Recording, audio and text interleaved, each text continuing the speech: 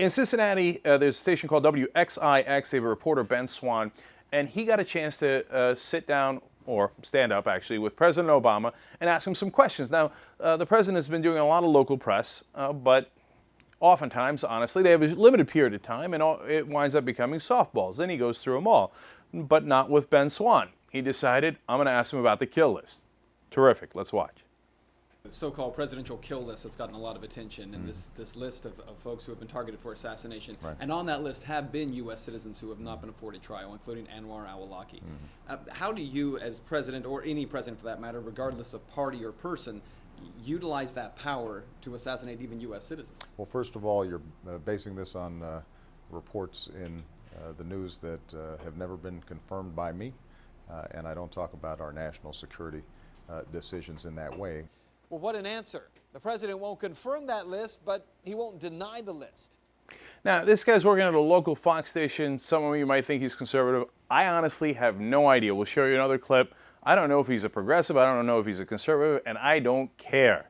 That is a great question. That is definitely the question you should be asking of the president. It is the most interesting question because he's asking for, or he's not asking for it, he's taken the right to execute U.S. citizens abroad without a trial, without any reference to the judiciary, not asking anybody in the judicial branch, just making an internal decision at the White House. I think that is an awesome and misplaced power. So it's terrific that we've got a reporter asking about that.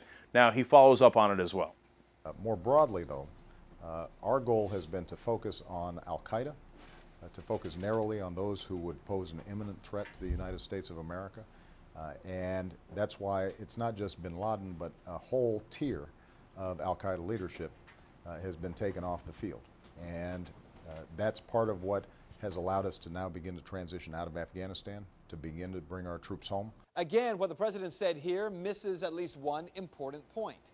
The president's war with Al-Qaeda has gone far from the borders of Afghanistan to nations like Yemen. It was in Yemen where President Obama ordered the death of Anwar Al-Awlaki, who, as I mentioned to the president, was a U.S. citizen and yet was never afforded trial. In fact, 2 lawyers simply decided that Al-Awlaki could be killed. In addition to killing him, the president also ordered a drone strike that killed Al-Awlaki's 16-year-old son, Abdul Rahman Al-Awlaki. That 16-year-old, also a U.S. citizen, born in Denver, Colorado. So for the president to make the argument that killing those U.S. citizens without due process in Yemen means the end to the Afghanistan war is simply disingenuous. Good on you, Ben Swann. That's just some journalism right there. Again, it doesn't matter what side you are on politically. This is a matter of constitutional importance, and it should be to all Americans. Now, the president's answers there were disingenuous in a couple of ways. He said, oh, no, I don't talk about that in public. I never confirmed a kill list. Oh, come on, man. Your administration clearly leaked it. You're basically bragging about it in the press behind the scenes. And for you to say, now, kill list? What, man, kill list? But we know they're dead. In fact, there's 3 U.S. citizens who've been executed at least, okay? Now, they say that they did Anwar Al-Awlaki on purpose. Abdul Rahman Al-Awlaki, that's the 16-year-old kid that they were just showing there, was by accident when they were targeting someone else. By the way, they didn't get the person they were targeting, but that 16-year-old American citizen is dead anyway. No due process.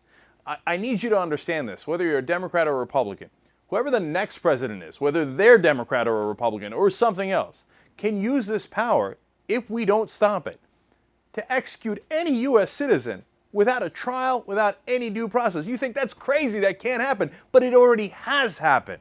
And you think, oh, well, they're just Arabs. They're over there in Afghanistan or Yemen. Apparently even the president has trouble distinguishing, given that he's claiming that this has something to do with what's going on in Afghanistan, strikes in Somalia. Now, I know, look, there's a broad war on terror, but you can't say I'm winding down the Afghanistan war because I killed some U.S. citizens in Yemen. That doesn't make any sense.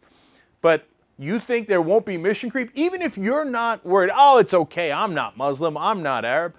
But once you set down the rule that U.S. citizens can be killed, you think there isn't going to come a point where they're like, well, okay, he wasn't quite a terrorist like a militant, but he was a drug terrorist.